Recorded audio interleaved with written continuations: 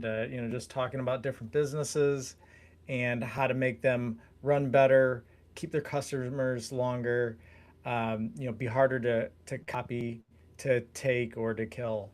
So let's get into our first story here. So, as you know, Hmm.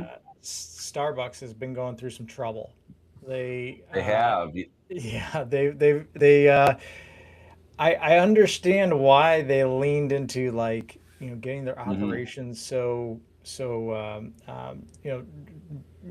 making their operations better, but they departed from a lot of the things that gave them success. Hmm. And over about 18 months, they lost billions and billions of dollars. They recently got a new CEO. So here, I'm just going to read from our from the notes here. It says corporate cuts continue under the new CEO Brian Nichols. Back to Starbucks strategy. The company has improved cafe operations, added new menu items, reintroduced seating, and beefed up coffee house staffing. The afternoon traffic is reportedly rising again. However, this marks Starbucks' third round of corporate layoffs since Nickel took off the helm, cutting 300 more U.S. employees while protecting the in-store experience. So here's the thing. For those that don't know, I love me a cup of coffee. I brew my own at home, or I'll go out, especially if it's chaotic. I've got two boys, one that's 2.5, and one that's about 10 weeks old as of this point. And the reality is that some days I don't get the choice to go and make coffee. My day is decided for me by my kids. And so Starbucks happens to be right next to a Trader Joe's. So I'm just doing a quick beeline back and forth just to try to make it work. And usually when I'm going, and it's again, usually during the mornings, not usually during the afternoons, but during the mornings, mine is completely packed. Like I've got people waiting for drinks, like there's people there. But I do know that the issue usually is location, location, location. Just because you want to build it and have another profitable one doesn't mean it's going to be profitable. So there's this issue of like, okay, we're gonna put a Starbucks on every corner. We're gonna decide on location. We're gonna get super specific about the data and how we purchase Starbucks and what other stores are nearby. There's all sorts of different things to decide.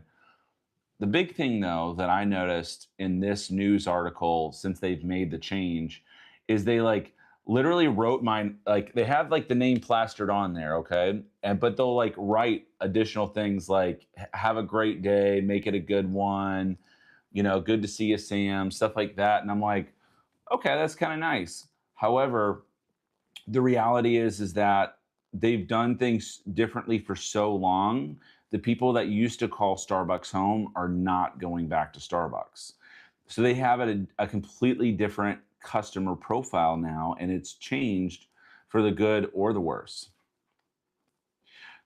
Yeah, and I think that's a really good point. The people that they attracted were the people, at least some of them, who had all day to hang out, or a good portion of their day they would hang out there.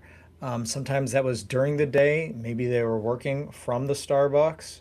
Other people, it was like, after work or after school or after whatever. And that was like their third place to go hang out. And they would be there for a prolonged period of time. They would get to know people, very well, who were, working there regularly.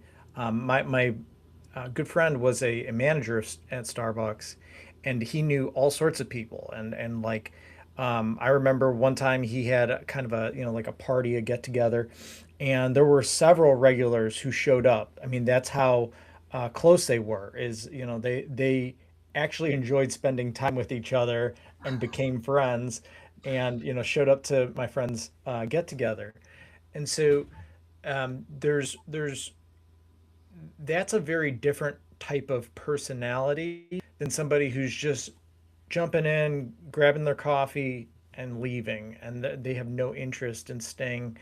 And that's who they catered to. And they shifted their operations towards somebody who's going in and out, but there was a huge customer base that was alienated, that no longer really had a place to call their third place, and so yeah, I think that's a great point, that they need to like figure out who they're gonna serve. Correct. And on that same piece, some of the times I decide not to go because I know if I don't order early enough, I'm not going to get my drinking time, and I just can't make it work. So I just have to skip it and just spend the day without coffee.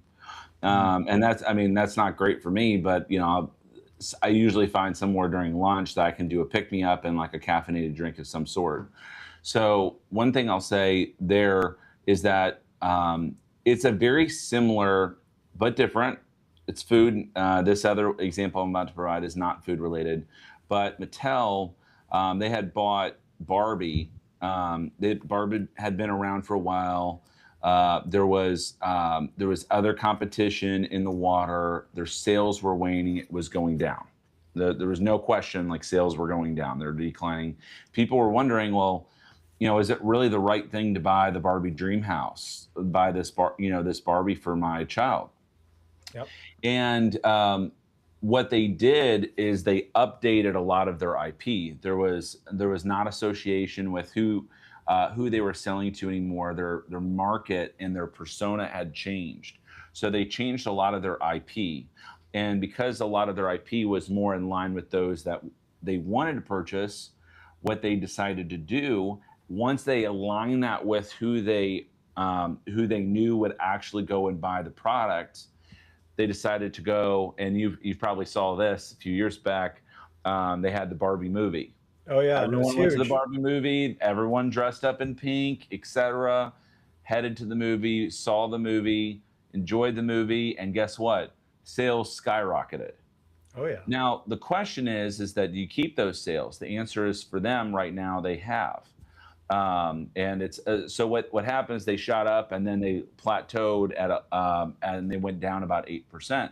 But they built the IP, and what's happening is because it's ingrained back in the culture, they can continue that momentum. But they've already built the moat, which is the IP, intellectual property around that's connected to their current audience, because their past audience isn't there anymore. They're connected to their current audience, Yep. and so you got to continue that process and making sure that it's in line with who's actually going to buy your product. Yeah, that's a great point, and you can rebuild your moat, but it takes intentionality. It takes skill. The strongest businesses. Oh, excuse me, I'm reading the wrong notes. It says Starbucks is a reminder that moats can be repaired, but it takes painful choices. It takes discipline and cutting overhead, and doubling down on the human connection is what made them great. Um, um, so, think about what your moat is, which customers you're serving, who have you built a long history with, and how do you continue to retain those people. I'm reminded us of a really interesting stat regarding Starbucks. They had a customer lifetime value of over $10,000.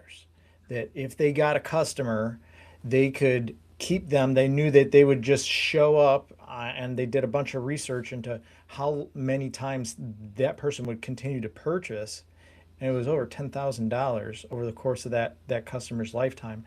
Um, that's a big hit if they can't retain those types of customers anymore, and it really disrupts a lot of, because what they would do is they would market really hard, and they could spend lots of money to acquire a customer, because they knew once they got that customer, on average, they were spending around 10,000 or more dollars over the course of their lifetime as a customer. So, really understanding what makes you you is super important. Yeah, it's interesting that we bring this up. One of the ways I actually visualize this. So I don't think I've Mm. actually said this out loud to you ever, but the last person I told it to laughed and was like, "Actually, it's kind of true." Is I think of my market when I'm going after them as a herd of buffalo, Okay. a herd of Tell me buffalo. more. So the buffalo graze and then they change, and then when they want to go a certain way, they will literally walk straight into the wind. They don't care if the weather is terrible or not, but they will go. If they really truly want something, they will go in the direction that they want. And I use that analogy in my head to understand who my buyers are. That if they're really truly wanting something, they're going to go that direction no matter what they want to do, but they're going to keep moving. And if I'm not moving with them in the direction that they want to go, then we're not aligned. And if we're not aligned, that means that we're not having demand.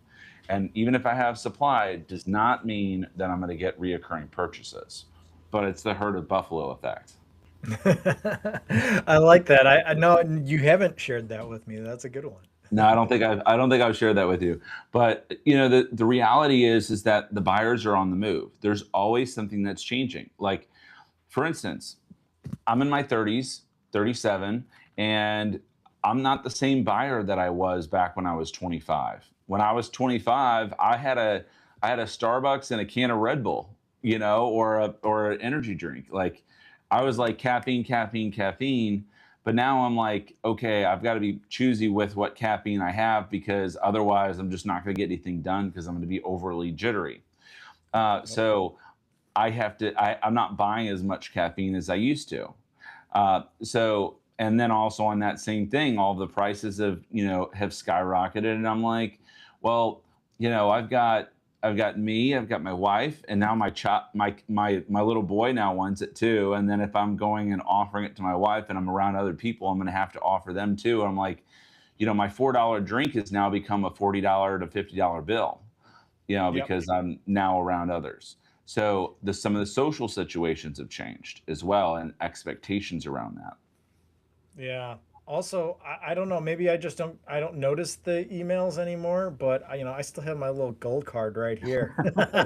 I found this the Mine's on other. my phone. I got rid of all plastic and cards. I think I have like maybe one or two going around, but I have they had the Starbucks like red card that I use, and it's like I don't know where it is, but it's digital now, and they used to be able.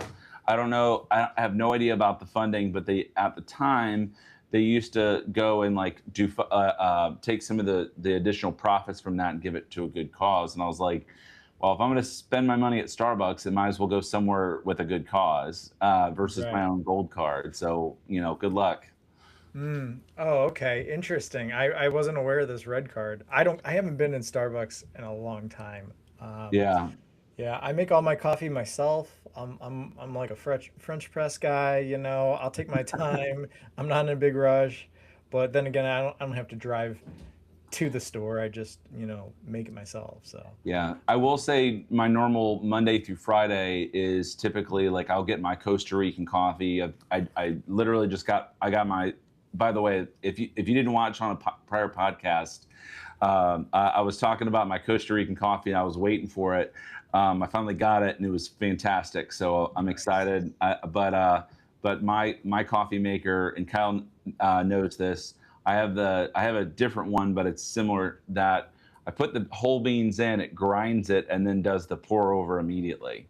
Yeah, that's So nice. it's kind of hard to say no to that. Absolutely, absolutely. Well, hey, I wanted to quickly take a moment and let you know that it's a live show, guys. So if you have questions, let me know. Drop your question in the chat, and we'll do our best to answer it on the show. If for some reason it's we weren't able to get to your question, we'll address it in another show. Or if you want, you can have a conversation with us. Our discovery meeting is in the chat. You can discover what opportunities might be hiding in plain sight right there. So Would love to have a chat with you and see what you're working on, and give you a bigger vision, a bigger understanding of what your business is going through and where advantages might be. And if you haven't done so, hit that like button. Hit the like button and then subscribe. We would love to have you continued in our chats as well. And if you'd rather just reach out, not schedule time, but maybe you do have a question that you did want to follow up on, and it's, you don't want to hide it in just a YouTube video for, ages down the road, reach out, info@chiefgoofficers.com, or you can visit our website, chiefgoofficers.com, for more details. All right, back to you. Outstanding. Okay, so Sam, something that we talk about that we've made this really nice graphic to help our clients understand where they are, where they need to go, and what might be in between. Obviously, this doesn't cover everything, but I wanted to share this, talk through it with you. You initially designed this, so I'd love to get your thoughts and Yeah, share with. yeah. Yeah. And so for those that don't know, there's a lot to look at here. We only work with the first four stages of business. If you are currently Google or Amazon, we look at it from a vertical standpoint. Once you've got many, many, many verticals on a global scale, and many, many offices, so like you're in the multi-billion dollar, nearing trillion dollar, like stage five type of businesses, Google, Amazon, et cetera. Those are not the ones that need the most help. We've discovered somewhere around stage 2 and 3 typically do. If Right. you're a business owner and you're trying to figure out what you're looking at right now, I don't blame you. There's a lot here, and the reality is there's a lot to learn in business. What you need to know is that as a business owner, there's 5 stages of business. First is just starting out. You don't know who you are, you don't know what you're going to do, and you're trying to figure out who your first clients are and what they want. And so you have a general sense of direction, but you're going to end up pivoting a lot. Maybe you have or maybe you even have a business that's already been fleshed out. You have a financial advisory practice, an insurance practice, a law practice. Maybe you have a service-based business. Maybe you clean floors for a living or do plumbing.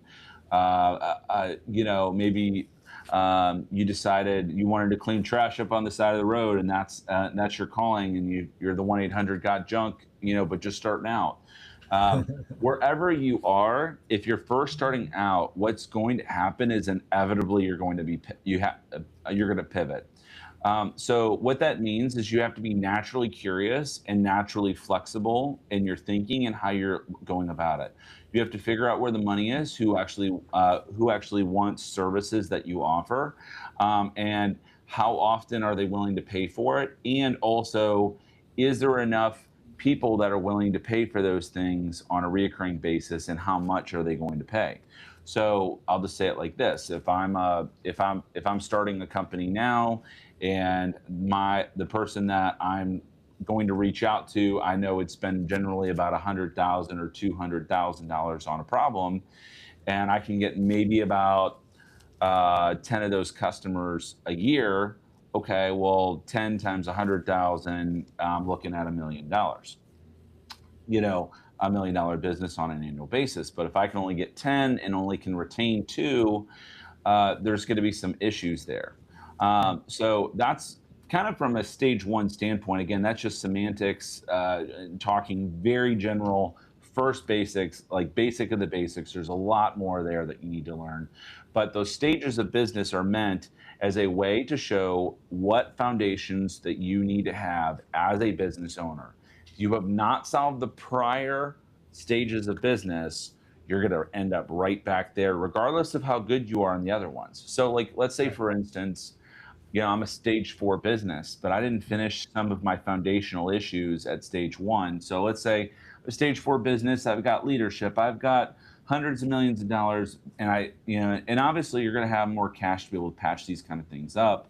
But the reality is, it's like, if I don't even know how to serve clients, for instance, bullet point number 2, client service, I don't understand how to serve clients, they're not going to stay with me.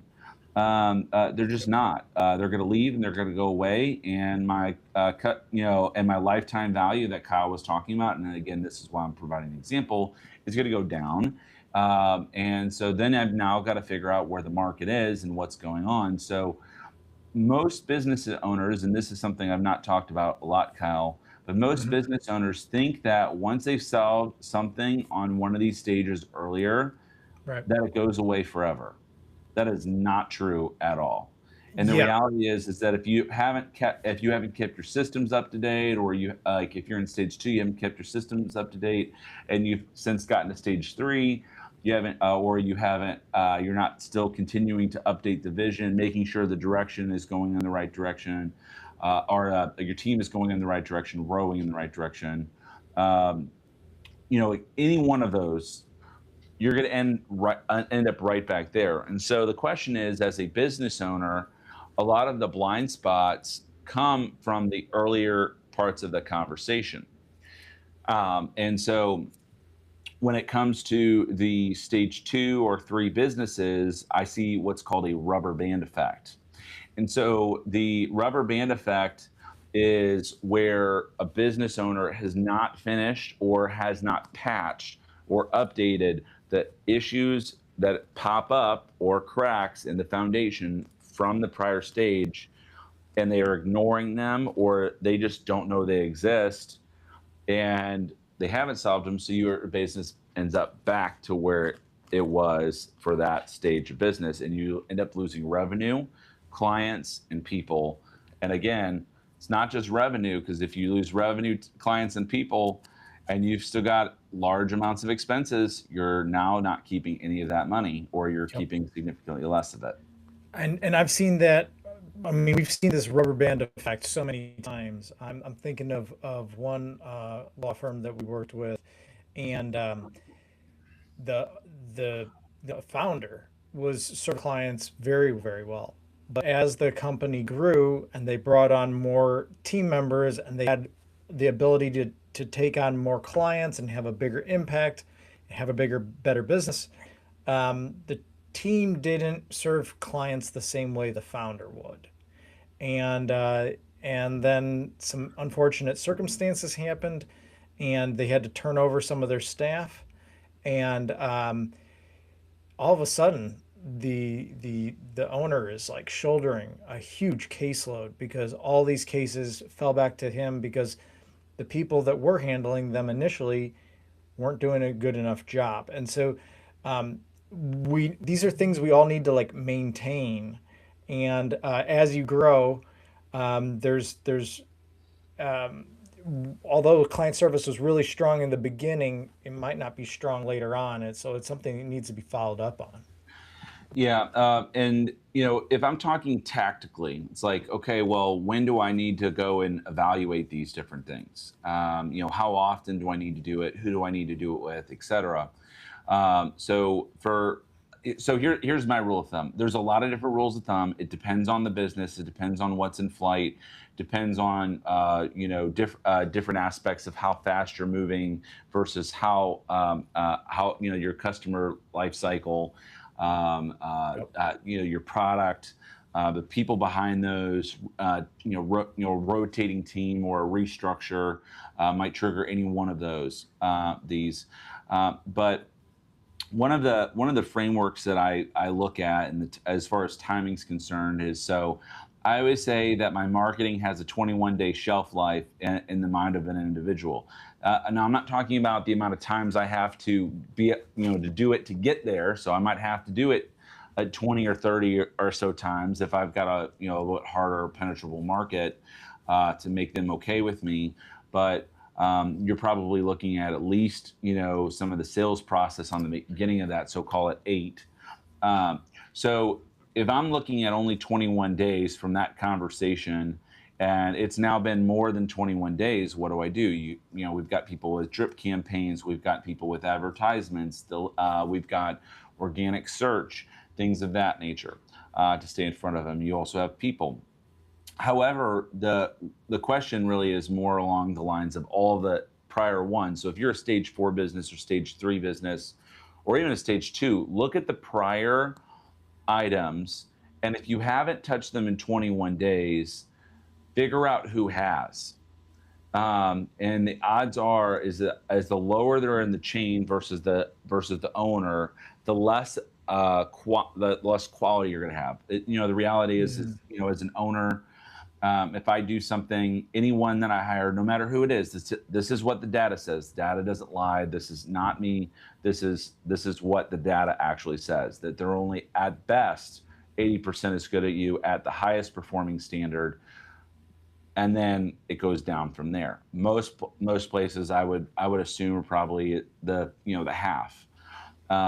So if you haven't touched those in 21 days, I have what's called an iterative approach where we loop back and we say, okay, it's been 60 days. We need to tie this up. Okay, review the plan, review these things, come back to it.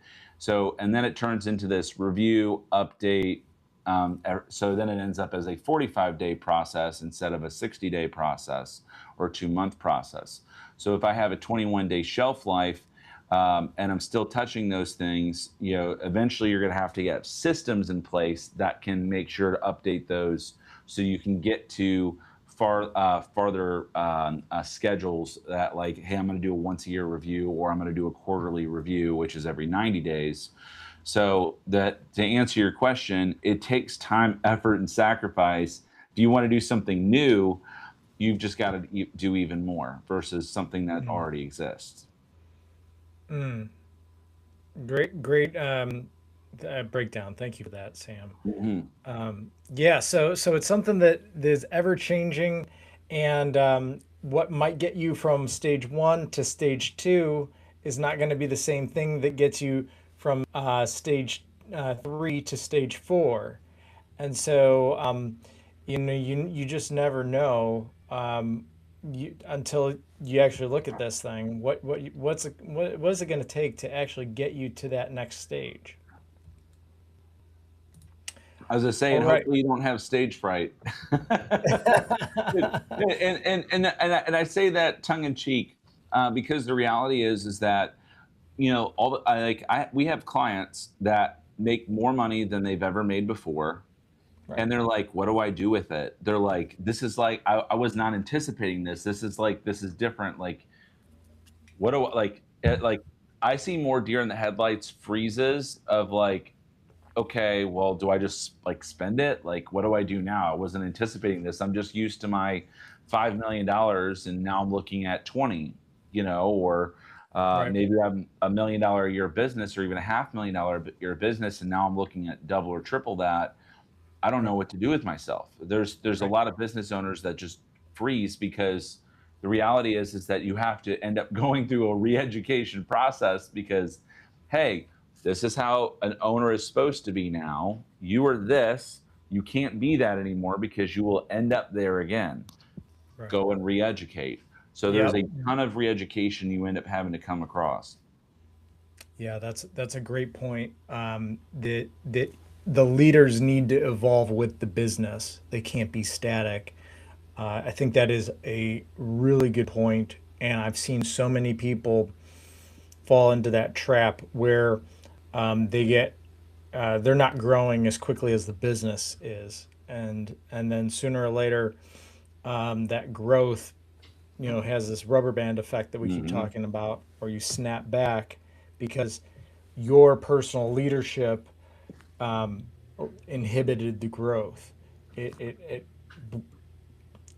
helped bring that rubber band effect into being. So you got to understand where you are, what your team is doing, and and continue to grow with the business. All right. Well, want to remind everybody that this is a live show and we would love to answer your question. So if you have a question, leave it in the chat, or if you'd like to talk with us privately, we have our booking link. You can discover what advantages, opportunities are in front of your business, and how to go after them. And we'd love to talk with you privately. Sam, the next thing I wanted to talk with you about is this idea of the in-house AI.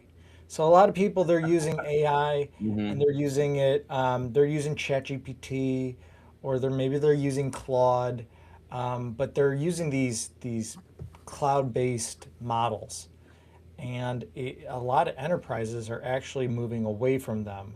So, enterprises are pulling sensitive AI workloads out of public clouds onto private, on premises, or sovereign cloud infrastructure, driven by regulatory requirements like GDPR, HIPAA, EU AI Act, IP protection, and data residency mandates. More than 10,000 enterprises per year are going to commit to sovereign AI data platforms. McKinsey calls it moving from a policy debate to an economic and strategic imperative. Okay, so for those that don't know, or maybe that do not speak tech, let me Yeah. speak to Yeah. you for a quick second. Let's speak in very plain English here, Yeah, because yeah, I know I yeah. just threw a lot out there. For those that haven't built an AI like me, let me just speak to you for a quick second here. These are computers in another location that have your data that can just process stuff.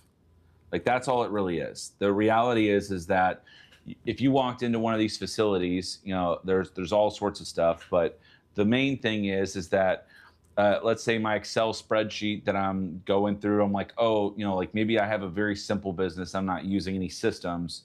I've just got an Excel spreadsheet sheet hoping for the best. And I'm like, hey, I'm gonna call Dave. Dave's gonna, still owes me money. He owes me another 10 grand, et cetera. Well, the reality is if you're in the cloud, Google, Microsoft, list goes on, Amazon Web Services, has all this fancy software, but really at the end of the day, it's just a computer. So like you go to like you can walk by like the rack and you can say, okay, well, some of my data lives here. Okay, that's probably where my Excel spreadsheet is. The reality is it's digital. I'm not going to be able to just pull that computer out, open it up, and get a piece of paper of an Excel spreadsheet.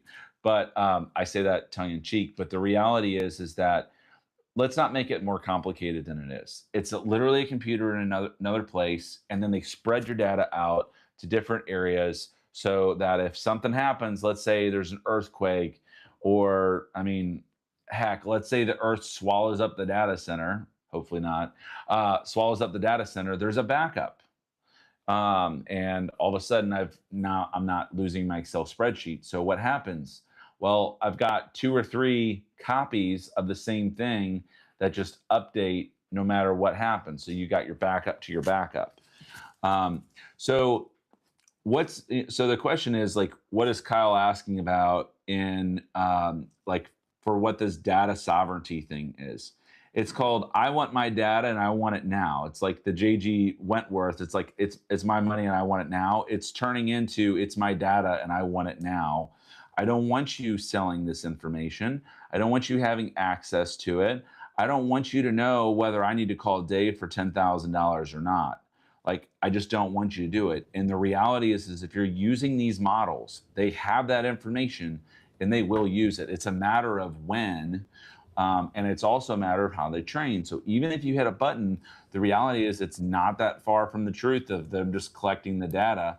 There's controls in place. Hit one wrong button and it's like, oh, oops. Dave's data is in there. So if I'm asking for $10,000, I could probably go find Dave.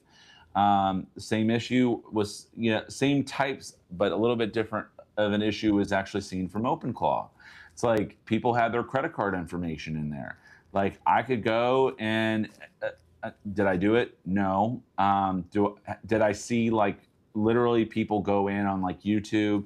Are there other places to go and see if they can go and find even some of the biggest people's information? Yes. So it was like it was just all open and like you just go in there and like find it if you had the right skills. So the problem is like data sovereignty is like, is it something I own? And is it on what's called on premise? And so it's actually one of the things that we've been working on very hard for our clients is for data sovereignty, governance, compliance, et cetera. Of like, do you actually own the data? Can I walk up? Okay, so the question is, can I walk up to the computer that has my information and get my information and you don't have it? And that answer needs to be yes. And because the reality is that they're going to train a model and some random schmuck that you don't want to have your data might be able to be just dangerous enough to go and steal that information. So if you put something very personal on an AI, which I know most people have, um, if you've um, if you've put a credit card information in a large language model, there's quite a few that have. If you've put in personal pictures on there, which I know a lot of people have. If you've like, you know, I'm not going to name names of who it was, but there's a very prominent one that a lot of people put their personal photos in, and now that company owns your name, image, and likeness unless it's previously registered, which is an issue. Mm, that's a big And one. yeah, it's a big one. So anyway, the list goes on. Like maybe I put a video in there. Hey, I want you to look at this video, or maybe it's looking at things from YouTube. So there's not enough data governance and sovereignty, and there's two major issues. Let's go back to the actual issues, like the actual courtrooms. Two things are being said that I'm hearing over and over and over again. I'm not going to talk about cases. I'm going to talk about these two things only and leave it there. We don't have enough time for it. But what I will say is I'm hearing them say, people say, why are you using my data? Number one, okay, I need it back, and I'm not giving you permission to use this data, even though you have, okay. And then the AI companies are saying, well, you gave it to us, so we had the permission to use it because it was part of the agreement. Like Right, you agreed to it, and right. it's like you wouldn't have put it in there if you knew, right? Like you would have put it in there. Like, Right. well, no, I Yeah. didn't know, and it was hidden so far down. I'm not going to read 500 pages. I just was hoping that you would tell me that we're going to use my data. Okay, so there's that issue, and then they turn right around and say, well, you know, DeepSeek or whoever used our data, go and train their models, and we're not okay with that, and we're going to sue for it. We're seeing a couple people that are in the news for their own AI to say that kind of thing. So here's what I'll say: between those two things, it's a catch 22, and people are starting to wake up and realize that they just need to own the data. They just need to put in the money, bring it on in house, just kind of like buying your own laptop. You just got to buy sophisticated enough software to go and bring it in. Keep it local. It's good enough. It's just a little bit behind the frontier models. It'll be okay. So, you know, get your airplane bag out to breathe in while you transfer everything back over. And it may not be as good, and you have to spend a little bit more time, but it's getting there. So Sam, I'm gonna just play kind of I know the answers to these questions, but I'm gonna ask you some answers I would want to know if I wasn't in the know. So like if I wanted to bring, let's say I'm in a very um, regulated industry. Let's say I work at I own a law firm. Okay. And so how should I handle that data, or should I not even, use AI? Okay, that's a great question. So I'm going to tell you what. So I'm going to give you my short answer. You should still use AI, and it's one of the things that I do want to talk about. It's from a technological development. It's very much like building a railroad. Like it's like the railroad of today, but it's like, and it's all these systems that you've been using for such a long time, be able to put them all together and actually use. And it's like Mm, just ask it a question, and now you can use your systems. So, well, Sam, you know, you just said to use AI, but then you also said the AI that we're using is the wrong one to use.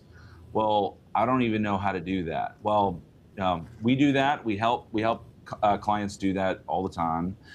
So if this is something you're considering, and you own a company, reach out, hit the link, drop a message, send us an email to info@chiefgoofficers.com email address. And I'm also seeing something in the chat. Can't you just use LM Studio Hermes? So for those that don't know what LM Studio is, LM Studio is basic. There's a couple others out there, but LM Studio is actually one of my favorite. Where it's basically download this program, and as long as your computer is fast enough and can work and use it, you can basically ask and download local models that are open source. So open source means anyone can use them, and you can check it out for yourself and etc.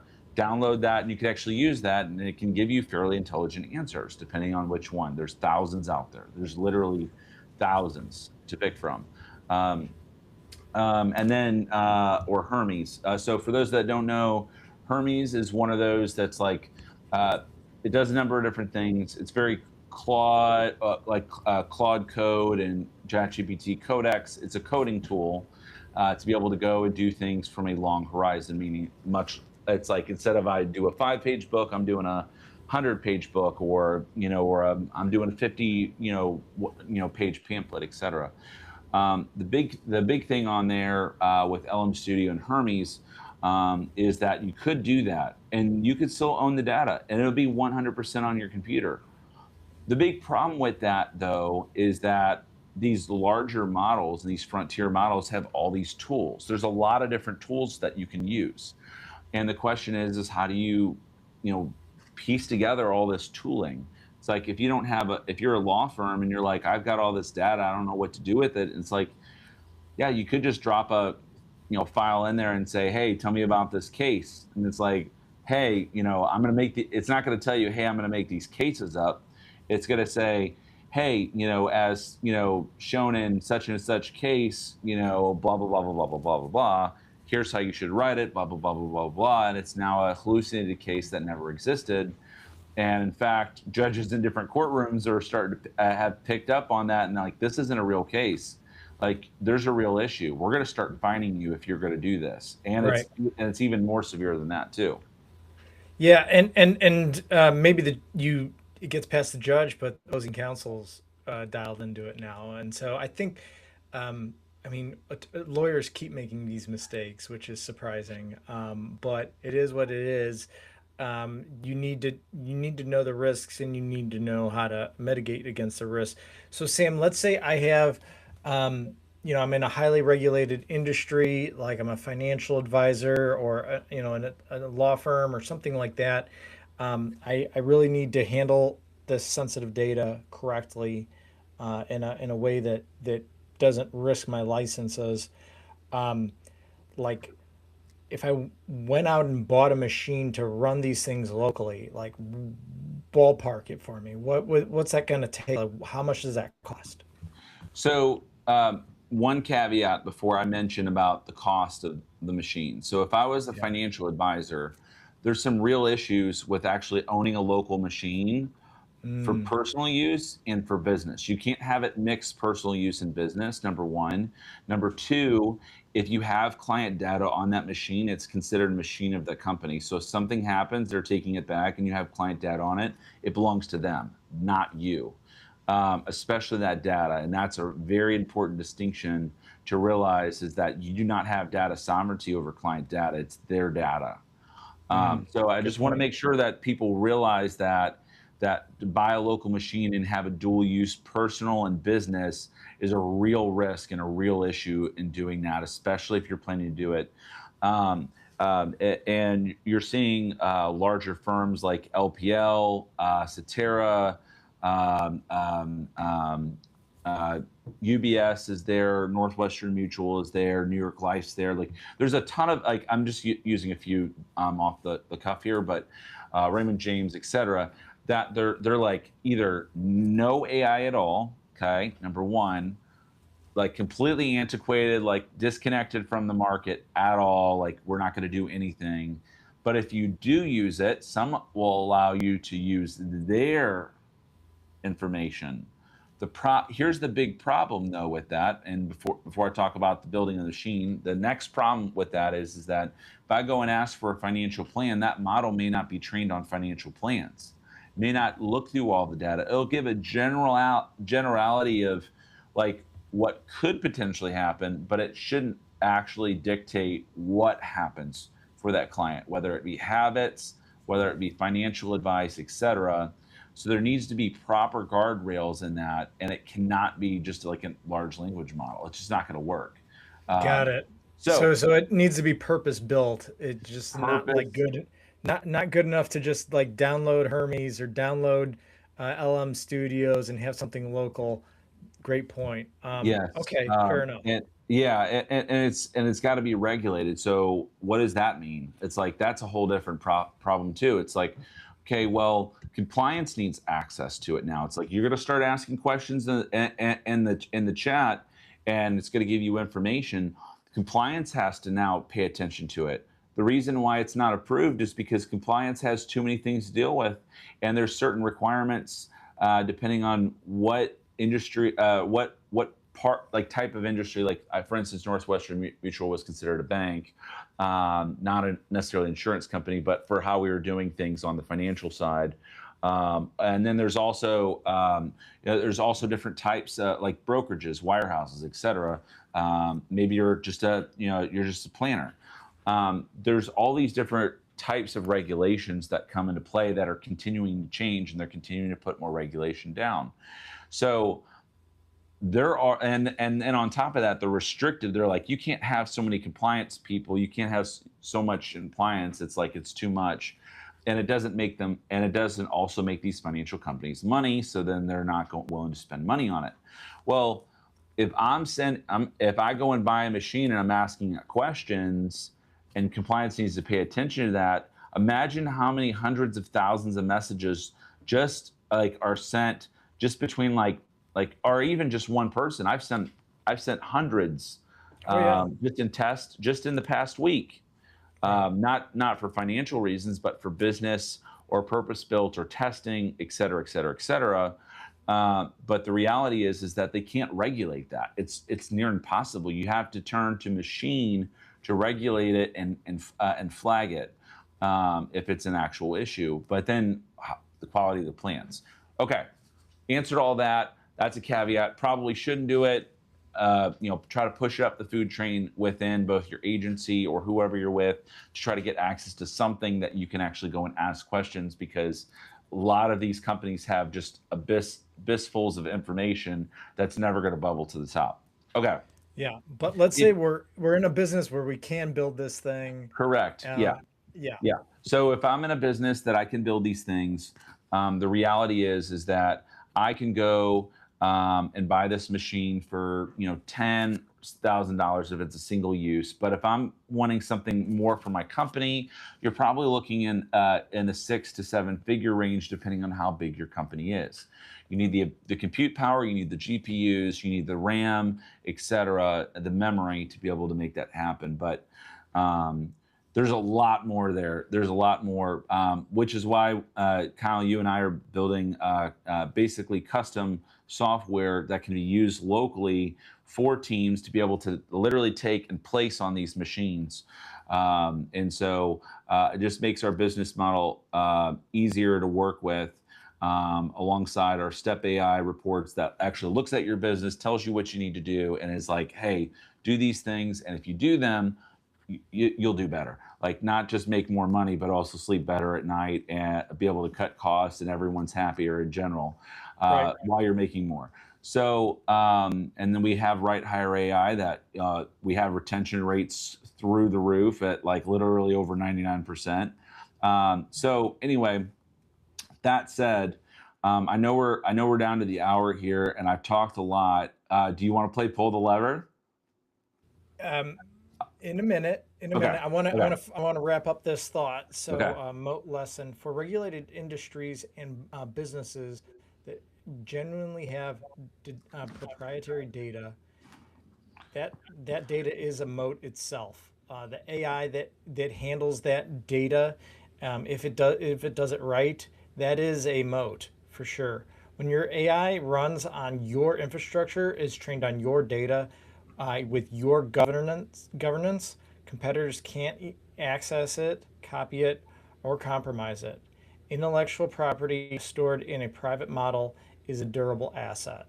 And so I want to you know, highlight those Data as a things. durable asset, right? Yeah, Yeah. exactly. And you know, if you might have a bunch of data out there, but like you said, if you're not using it, if it's never bubbling up to the surface, if systems aren't talking to each other, um, maybe this leader in the say marketing department is making some decisions, and but they're not talking to the person in the sales department or in the accounting department or some other piece of the business. So all the data needs to be unified and working together to really make the best decisions. Yep. And on that last note, just data as a durable asset is highly important, because the reality is that, like, let's say you mentioned lawyers. It's like, well, maybe I've had prior cases, Hmm. and yeah, that those are public knowledge. But what about the private ones that I've settled? I can use those as an examples for how we've done other things. Maybe I've Right. got specific language that I like to use, Oh yeah. or even on a financial advisor. Maybe there's certain things that I like from a planning standpoint, and I can go and build a sophisticated planning tool now internally, and use that on there and just connect it to my compliance portal, assuming that my the firm I'm with is compliance enabled like that. So maybe more on that later. Yeah. All right. So let's pull the lever. For all of you who are not familiar, there are really three different pieces of a business that business owners have to steward. It's time, money, and people. Those are the three resources. And so let's get into your question, Sam. Pull the lever. All right, all right. What? So I know we're running through Starbucks first. I believe that was our first Yeah. story. Yeah. Yeah. So we've got a number of different changes, restructuring, layoffs, major changes on like customer interaction. If you were in the spot of the CEO right now, what would you do? Yeah, I mean they need to steward their people, and what I mean by that is have their staff really loving where they work so they don't leave, and they're building relationships with the customers, and hopefully we can regain some of the customers that we lost that walked away from the business that were turned off by all the different changes, operational changes that were done that weren't very good for business. So I think having really fostering a strong relationship with the client or the customer, and making sure that there's efficiencies that absolutely can be made, but you got to have people also driving the business. I do agree with that to a degree, to an extent. However, my big one would be money here. You got to be Mm, able to spend the money. You got to spend money to make money. They don't understand. I think their market and their customer base has moved, and they have different customers. So very yeah. similar to the Mattel issue with Barbie, they need to figure out who their customers are, and change and work on changing that IP. That might mean different drinks. That might mean different methods to approach and have the conversation with them, understanding who they are. Yeah. But it's going to take money. And then on that same note, is an example that comes from Red Bull, that they spend like most of their money like towards like advertising. Same can be said just on even ChatGPT right now, and a lot of their ad spend, or a lot of their money that they're raising and having, has to do with marketing. And Mm, so with that, I would say they need to move their IP to where who the people are and what they're actually buying, and maybe that's different drinks, but more drinks like the people like to have, and making sure that they can get them better, faster, and more affordable. And so I would say move to where their market is, either upstream, downstream, or to the side, yeah. from that. But they've got to spend the money. So money on the product, and then money on the marketing.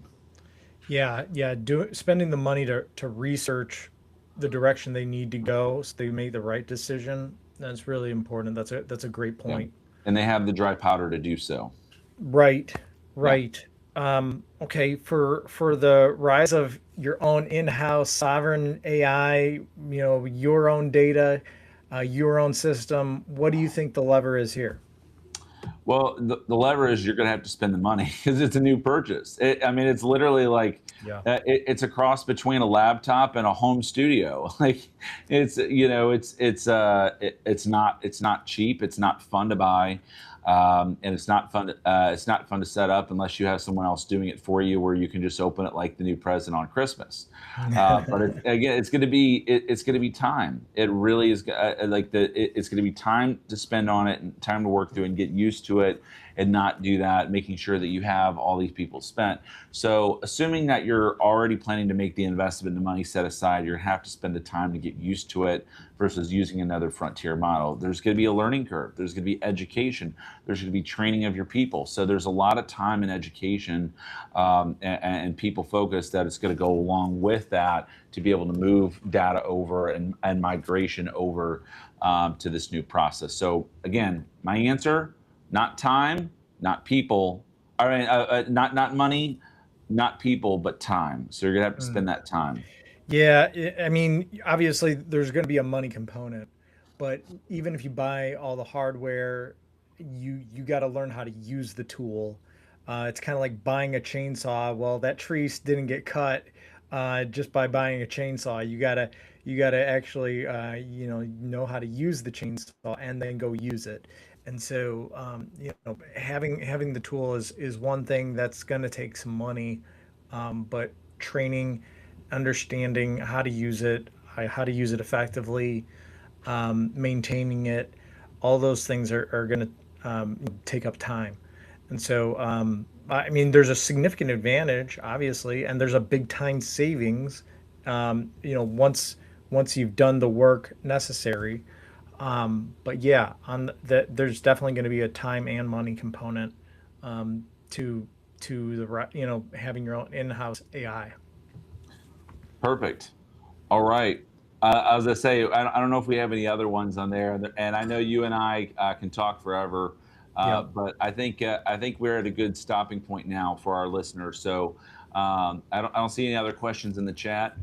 So for those that are seeing the end of this right now, you've made it to the end. Hit that like button, subscribe, Yeah. share with a friend. Our goal is to make moat style businesses that people can't copy, take, or kill. Again, these are real businesses. These are real business decisions that are happening. Things are changing very quickly in the market. So there's a lot of urgency to make sure that you're aligned. So with that said, this is the Moat, and I'm your co-host, Sam Robinson. And I'm Kyle Harbaugh, and you keep building the moat. Keep building.